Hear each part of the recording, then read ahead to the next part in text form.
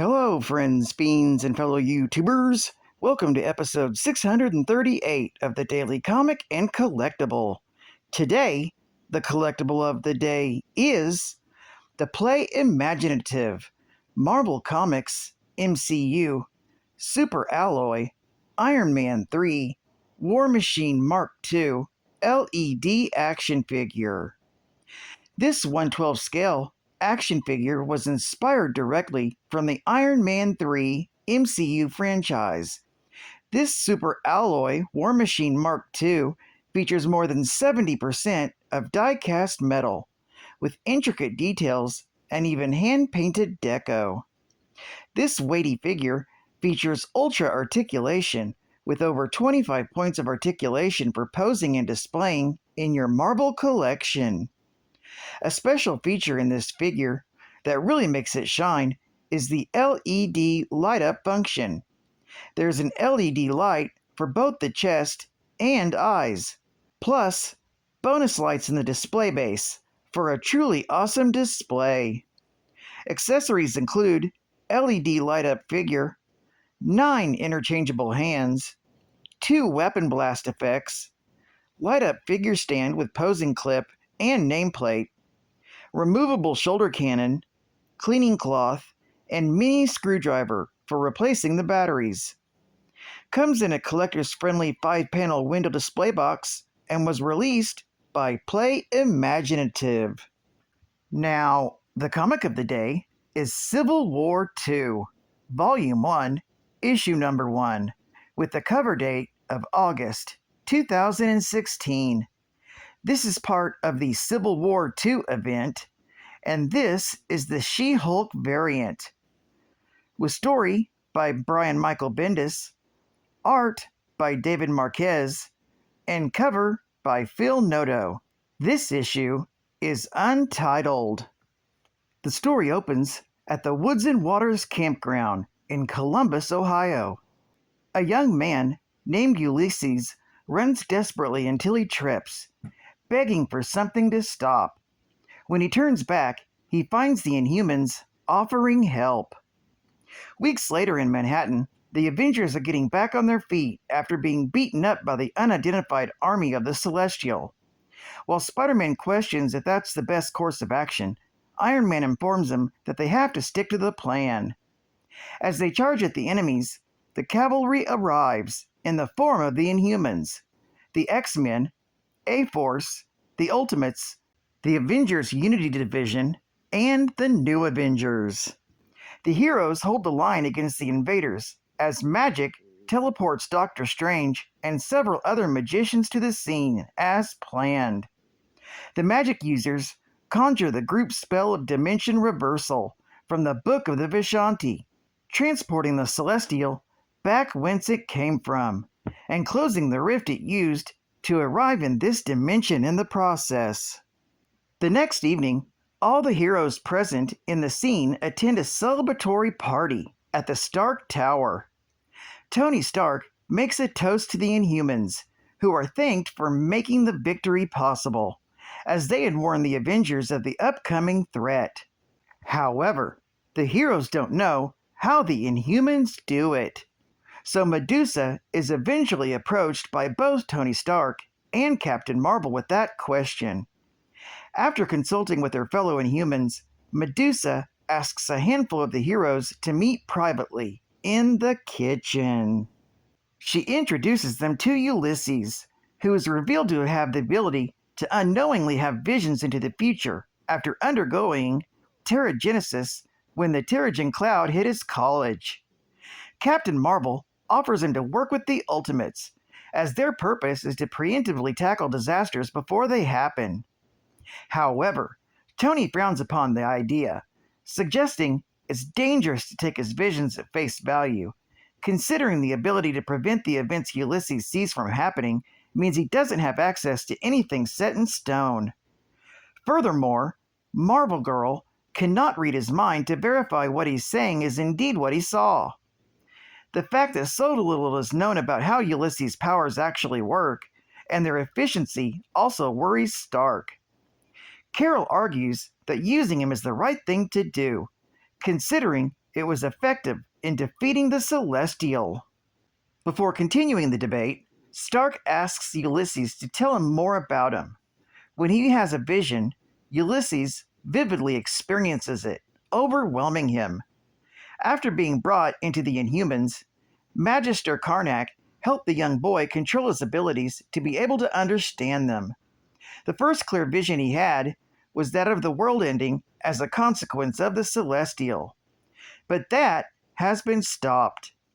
Stark subsequently brings up the morality behind using Ulysses, wondering if it's okay to stop and punish a person for something that they could potentially do and might not even know they do.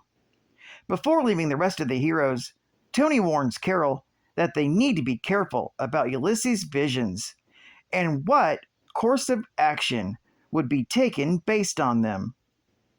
3 weeks later, in the middle of the night at New Adelan, Ulysses is awakened by a vision. He panics, and when Medusa comes to his aid, he insists they need to call the Ultimates. In his laboratory, Tony Stark is testing the abilities of his armor's stealth mode, when Mary Jane Watson interrupts him to inform him that Jim Rhodes has passed away. Tony quickly flies to the Triskelion, demanding to see his best friend's corpse. After seeing the damage done to Rhodey's armor, Tony urges, on the verge of tears, to be told how did this happen, calling out Carol Danvers. He's directed to one of the aid stations in the Triskelion's medical wing. Stark enters the tent to find Captain Marvel sitting in a chair next to a comatose She-Hulk. When he asks her what happened, Carol reveals that the Ultimates used the information from one of Ulysses' visions to ambush Thanos at the Project Pegasus facility, and Rhodey was killed by Thanos in combat.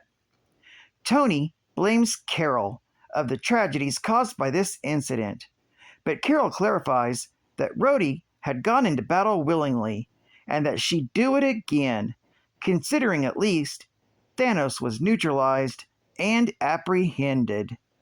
Tony furiously leaves the building, claiming he'll make sure nobody will try to play God again. Right after he leaves, She-Hulk awakens, barely conscious, and asks Carol to fight for using Ulysses. Her vital signs immediately go flat, and the doctors rush to attempt to resuscitate her. Carol is separated from She-Hulk and breaks out in tears. This story is continued in Civil War 2, issue number 2. Geek Fact: this issue is considered a key issue, featuring the death of She-Hulk and the death of War Machine. Bonus Geek Fact: in Civil War 2, as the arduous battle unfolded between the two former friends turned enemies, the Inhumans, Alpha Flight, the Ultimates, and the X-Men flew to the scene to stop them.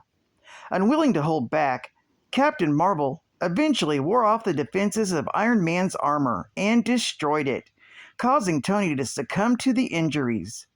Meanwhile, Ulysses had experienced another trance, with his powers causing him to jump through different futures until he was confronted by Eternity.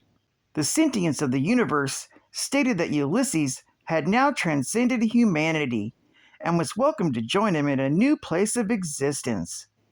Ulysses accepted and vanished, much to Captain Marvel's dismay.